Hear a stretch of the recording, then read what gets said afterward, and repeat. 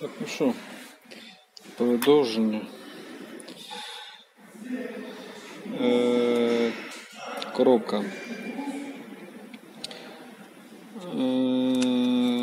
Блок клапанів помили,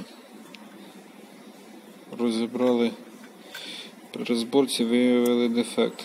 Коли знімаєте цю металеву пластинку, звертайте увагу на ці канавочки. Вони бувають за гусеницями і гострі рубці йдуть. У моєму випадку просто вивалило дирявку шариком металевим. Тут де один майже взагалі нема, не зачіпається, а другий трошки є ребро.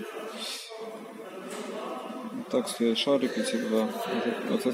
Оцим шариком оце вивело таке дупло.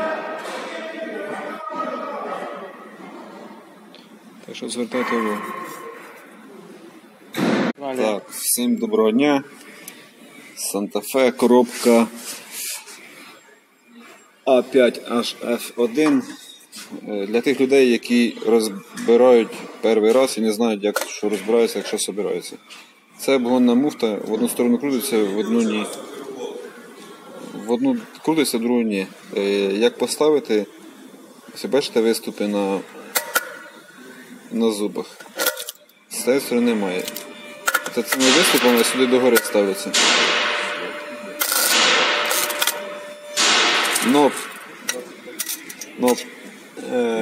Но перед тим як поставити оцю муфту, треба поставити пружинчасту шайбу сюди на низ.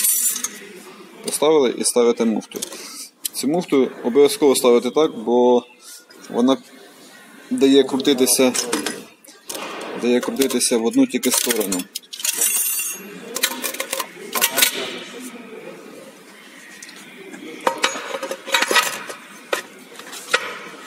Бачите, вліво крутиться, вправо стає. Вліво крутиться, вправо стає. Не перепутайте. Так, продовжуємо. Міняємо цей барабан.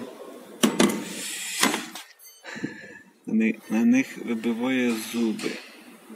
Ось бачите, вибитий зуб. Це на них так вибиває зуби. Фрикціон може зачіплятися і буде толчок перед приключенням, удар. Так.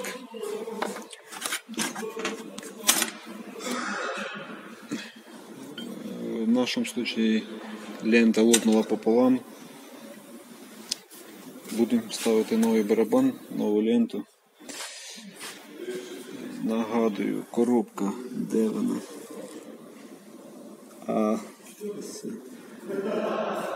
A5HF1.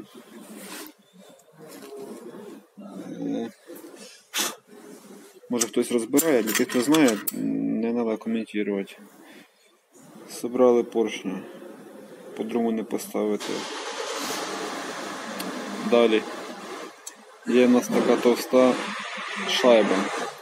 І вона у нас йде пружинчаста. Ставимо її полукругом наверх.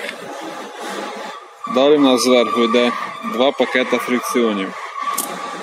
Одні двохсторонні, це верхні, а одні односторонні.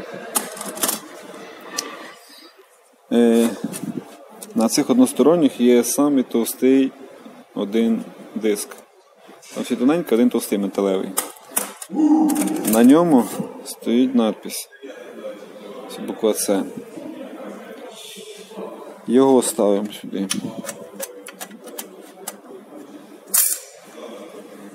Далі один фрикціон, опять диск. Для чого показую? Для тих, хто можливо перший раз розбирає або не стикається з цим ніколи. Їх чи 11, чи 12 штук должно разом бути металевих із фрикціонами. По-другому їх не поставити, тут же ж 4 ребра. Так. і фрикціон. Просто один фрикціон. Ми його ставимо. Далі, бачите, ось під два штопорних кольця пазики. Ставимо штопорне кольцо. Потім йде товстий диск міліметрів 5-6. На ньому виступ є. Бачите, сонце світить. У нас зима. Сонячна, без снігу. На ньому з однієї сторони виступ.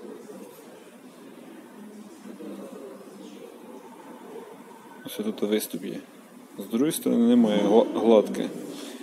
Ми цим виступом, так як у нас стоїть штопорне кольцо, отут, щоб вибрати зазор, виступом ставимо. І по-другому не поставити, бачите, ось оцей піпздель один. Він стає тільки стовпазик. Не забувайте, штопорне кольцо під низом. Далі у нас два штопорних кольця. Далі наверх, опять штопорне кольцо. Поставили штопорне кольцо. Я не буду ставити, я думаю, поймете. Кому щось не ясно, пишіть в коментарях. Далі. Так, поставили два штопорних кольця. Тобто одне кольцо під товстим диском. Товстий металевий фрикціон. Далі штопорне кольцо йде. А теперки уважно, не попутайте. Дивіться, ставимо фрикціон. Фрикціон, да? У нас іде.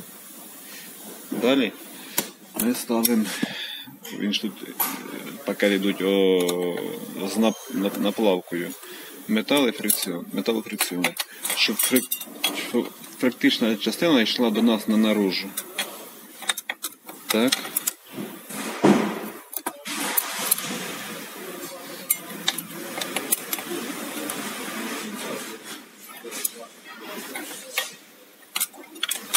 Практично наружу. Внутрішній, наружній. І так йдемо. Може щось не так, вибачайте, бо держу одною рукою роблю, другою знімаю. А в кінці, перед цим поршнем, є така шайба угольна. Її не знизу треба ставити, а зверху, для того, щоб сюди давив поршень. А оця тоненька частина фрикціона зачіплялася за край зубчиків. Якщо поставити наоборот, на низ поставити цю шайбу, у вас буде постійно зажатий пакет. Отак. Так, щоб оцей металевий диск, щоб виступ був тут. Аж теперки тільки ставимо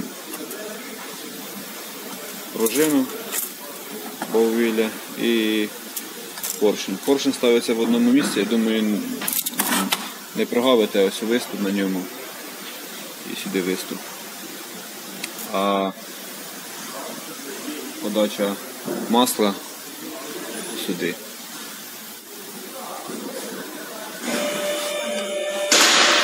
А сюди ставиться отака резинка. Потім блок клапанів. Так-то.